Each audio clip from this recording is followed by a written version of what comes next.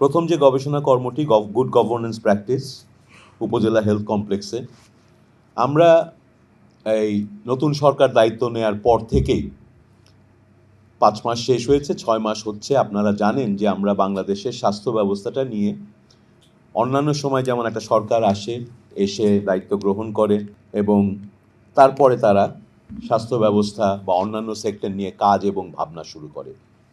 তা আমাদের সুযোগ হয়েছিল, সৌভাগ্য হয়েছিল যে মধ্যে একটা অন্তর্বর্তী সরকার থাকায় আমরা দীর্ঘ 15 বছরের আন্দোলন সংগ্রামের পাশাপাশি আমাদের নেতা জনাব তারেক রহমানের নেতৃত্বে এই 1.5 বছরটাকে আমরা ব্যবহার করেছিলাম বাংলাদেশের বিভিন্ন সেক্টর নিয়ে।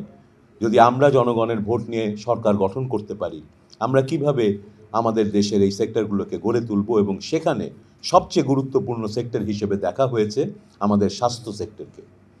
তো হেলথ সেক্টরে সেটারই রিফ্লেকশন আপনারা দেখেছেন। আমাদের সরকারের প্রথম বাজেটে আমরা বাংলাদেশের ইতিহাসে সর্বোচ্চ পরিমাণ বাজেট বরাদ্দ করা হয়েছে বাংলাদেশের স্বাস্থ্য ব্যবস্থার জন্য, এবং এর কারণটি হচ্ছে বিগত 1.5 বছর ধরে আমরা দলের ভেতরে আমরা যারা ডাক্তার কিংবা স্বাস্থ্য ব্যবস্থার সাথে জড়িত আছি, দলের সমর্থক কিন্তু দলের হয়তো নেতাকর্মী নন, এমন বিশেষজ্ঞরা আছেন যারা এই দেশেরই মানুষ, এই দেশের স্বাস্থ্য ব্যবস্থায় কাজ করেন। এমন মানুষরা আছেন যারা কোনো দলমতের ঊর্ধ্বে উঠে হয়তো বিদেশে থাকেন, পাবলিক হেলথেই কাজ করেন, বাংলাদেশ থেকে এসেছেন, তাই বাংলাদেশকে নিয়ে ভাবতে চান, কন্ট্রিবিউট করতে চান।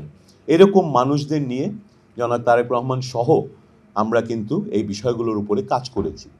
তো হেলথ সেক্টর রিফর্মের জন্য আমরা আমাদের যে নির্বাচনী ইশতেহার, সেখানে আমরা সুস্বাস্থ্যের বাংলাদেশ নামে খুব বিস্তৃত বর্ণনা করেছি যে আমরা কিভাবে হেলথ সেক্টরটাকে ট্রান্সফর্ম করতে চাই। সেইখানে আমরা জোর দিয়েছি সবচেয়ে বেশি প্রাথমিক স্বাস্থ্যসেবাকে, প্রাথমিক স্বাস্থ্যসেবায়, প্রাইমারি হেলথ কেয়ারে, এবং আমরা জোর দিয়েছি যে প্রান্তিক মানুষের কাছে দোরগোড়ায় কীভাবে আমাদের স্বাস্থ্য ব্যবস্থাটাকে, আমাদের পাবলিক ফান্ডের যে স্বাস্থ্য ব্যবস্থা চলছে সেটাকে পৌঁছানো হয়।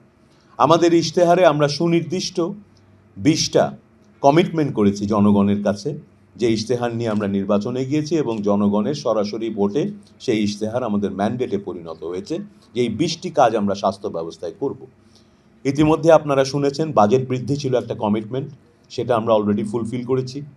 আমরা উপজেলা হেলথ কমপ্লেক্সকে মনে করেছি যে বাংলাদেশের অনেকগুলো স্বাস্থ্য ব্যবস্থার যে সমস্যা, সেটা সমাধানের ভিত্তি হতে পারে উপজেলা হেলথ কমপ্লেক্স, যেখানকার গুড গভর্নেন্স নিয়ে আজকে আপনারা গবেষণাটি তুলে ধরেছেন।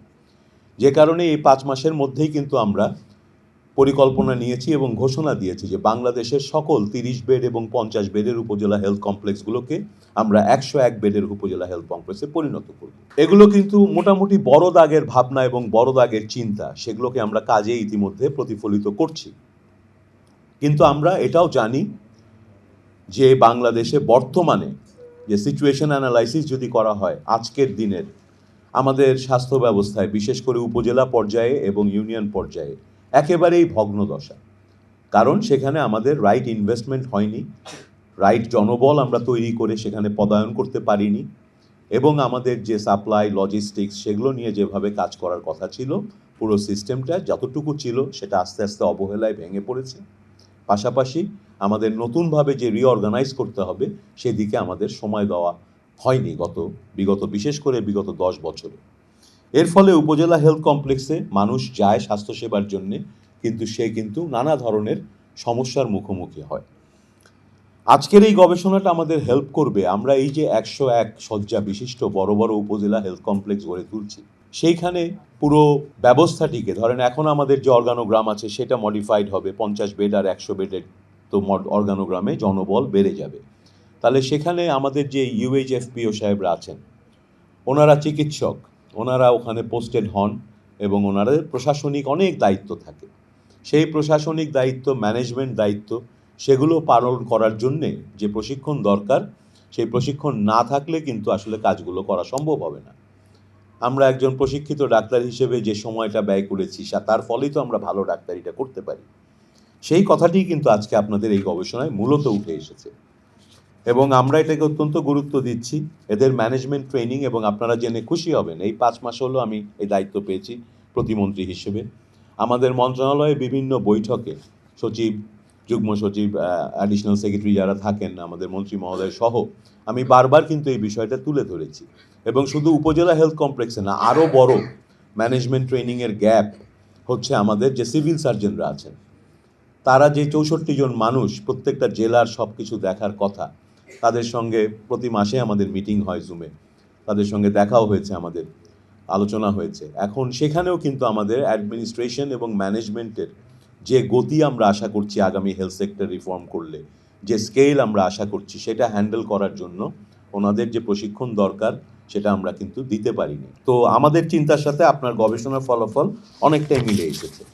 আমি নিজে প্রায় অনেক বছর, প্রায় 2 যুগের মতো জনস্বাস্থ্য গবেষণার সাথেও জড়িত। তো গবেষণার দিক থেকে দেখলে এখানে আমার বড় একটা কোশ্চেন থাকবে গবেষক দলের কাছে। এই পুরো স্টাডিটায় যা কিছু আপনি পেয়েছেন বা ফাইন্ডিংস দিয়েছেন, অলমোস্ট সবগুলোর সঙ্গে আমরা কিন্তু একমত এবং আমরা মোটামুটি জানতাম।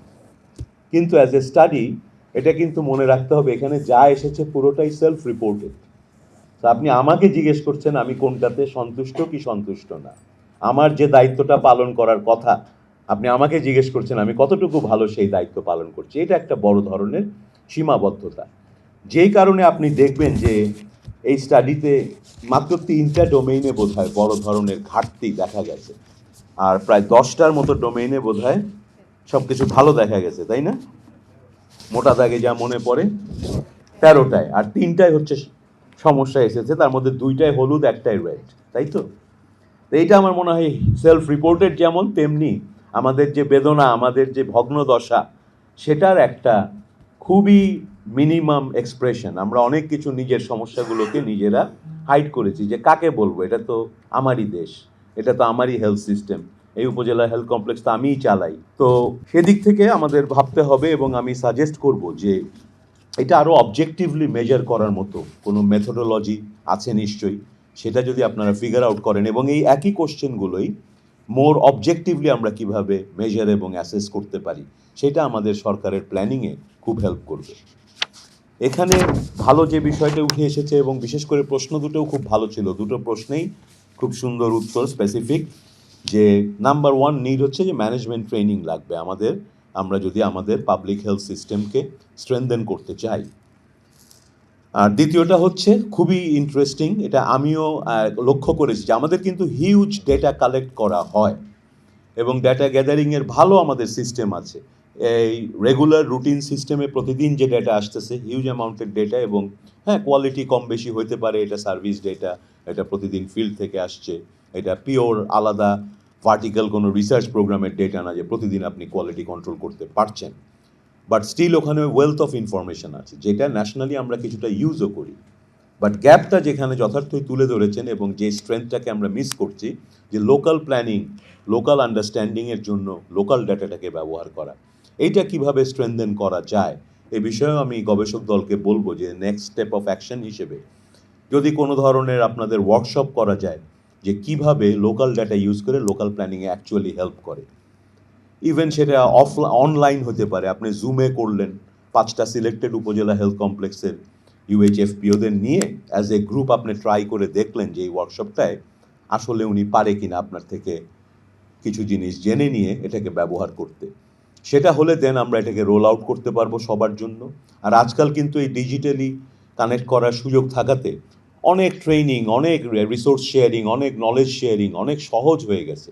আমরা কর্মস্থল থেকে ছুটি না নিয়ে, বিদায় না নিয়ে কিন্তু অনগোয়িং নানান ধরনের এডুকেশন, ট্রেনিং অ্যান্ড রিসার্চে কাজ করতে পারি, যেটা ইন রিটার্ন আমাদের লোকাল সবার মধ্যে একটা পজিটিভ মোটিভেশন তৈরি করবে, পজিটিভ কিছু আউটকাম হবে, এবং আমাদের সিস্টেম স্ট্রেনথেন হবে। তো আমি আশা করব নিপসমে শুধু এই রিসার্চ দল না, আপনাদের ফ্যাসিলিটেশনে অন্যান্য ডিপার্টমেন্টেও এইসবের এক্সপার্ট যারা আছেন, আপনারা কোলাবোরেটিভলি এই ধরনের কাজগুলো করলে আমরা সরকার হিসেবে হাইলি অ্যাপ্রিসিয়েট করব। এবং আমি বলতে পারি, আমি একজন রিসার্চ একাডেমিক ব্যাকগ্রাউন্ড থেকে আসা ডাক্তার হিসেবে আমি এই দায়িত্বে থাকাকালে আপনাদের এই রিসার্চগুলো আসলে আমরা ইমপ্লিমেন্টেশনে ব্যবহার করব বলে বিশ্বাস করি।